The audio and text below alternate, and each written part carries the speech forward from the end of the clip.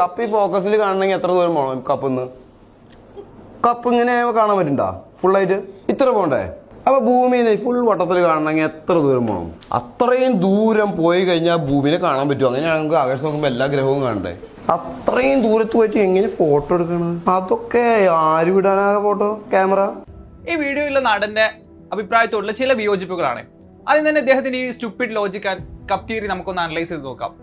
ഒരു കപ്പ് നമ്മൾ കണ്ണിനോട് അടുത്ത് വെച്ച് നോക്കിയാൽ അത് കാണാൻ കഴിയില്ല, ശരിയാണ്. അതുകൊണ്ട് എർത്തിന്റെ ഫോട്ടോ എടുക്കാൻ പറ്റില്ലെന്നാണ് അദ്ദേഹം പറയുന്നത്. ഇതിൽ യാതൊരു ലോജിക്കും ഇല്ല. എർത്തിൽ നിന്നൊരു സെൽഫി സ്റ്റിക്ക് ഉപയോഗിച്ചിട്ടല്ല നമ്മൾ എർത്തിന്റെ ഫോട്ടോ എടുക്കുന്നത്. കിലോമീറ്ററുകൾക്കപ്പുറം പോയിട്ട് വൈഡ് ആംഗിൾ ലെൻസസ് ഉപയോഗിച്ചിട്ടാണ് നമ്മൾ എർത്തിന്റെ ഫോട്ടോ എടുക്കുക എന്നുള്ളത് ഇദ്ദേഹത്തിനോട് ആരെങ്കിലും ഒന്ന് പറഞ്ഞു കൊടുക്കേണ്ടതായിട്ടുണ്ട്. എർത്തിൽ നിന്ന് ഇത്ര ദൂരം പോയി ആരും എർത്തിന്റെ ഫോട്ടോ ഒന്നും എടുത്തില്ല എന്ന് ഇദ്ദേഹം പറയുന്നത് പച്ചക്കള്ളമാണ്. 1972 അപ്പോളോ 17 ആസ്ട്രോണറ്റ്സ് പകർത്തിയ ദ ബ്ലൂ മാർബിൾ ഫോട്ടോ ഇദ്ദേഹം കണ്ടിട്ടില്ലെന്ന് തോന്നുന്നു. മനുഷ്യൻ അവന്റെ സ്വന്തം കൈകൊണ്ട് പകർത്തിയ എവിഡൻസ് മുന്നിലിരിക്കുകയാണ് ഇദ്ദേഹം ഈ കാര്യങ്ങളെല്ലാം തട്ടിവിടുന്നത്. ഇനി അപ്പോളോ മിഷൻ പഴയതാണെന്ന് തന്നെ വെക്കാം. നമുക്ക് ഡിസ്കവർ സാറ്റലൈറ്റ് പറ്റി പറയാം. എർത്തിൽ നിന്നും 1.5 മില്യൺ കിലോമീറ്റർ അകലെ എർത്തിന്റെയും സണ്ണിന്റെയും ഗ്രാവിറ്റി ബാലൻസ് ചെയ്ത സ്ഥലത്ത് വെച്ചിട്ടാണ് ഈ സാറ്റലൈറ്റ്സ് എർത്തിന്റെ ഫുൾ ഡിസ്ക് ഫോട്ടോസ് എടുക്കുന്നത്.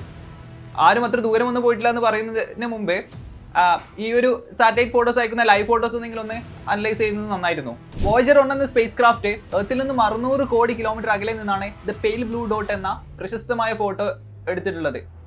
സോ ആരും അത്ര ദൂരമൊന്നും പോകുന്നില്ല എന്ന് അദ്ദേഹം പറയുമ്പോൾ, അല്ലെങ്കിൽ സ്പേസിൽ ഒരു പോയിന്റിൽ വെച്ച് ക്യാമറ ഫിക്സ് ചെയ്ത് നമുക്ക് ഇതിന്റെ ഫോട്ടോ എടുക്കാൻ പറ്റില്ലെന്ന് അദ്ദേഹം പറയുന്നത് വെറും അറിവില്ലായ്മ മാത്രമാണ്.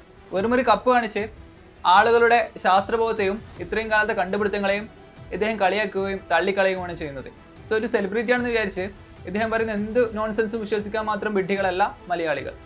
സോ കപ്പ് മാറ്റി വെക്കൂ, റിയാലിറ്റിയിലോട്ട് വരൂ. Let the actors do the acting and the scientist do the science.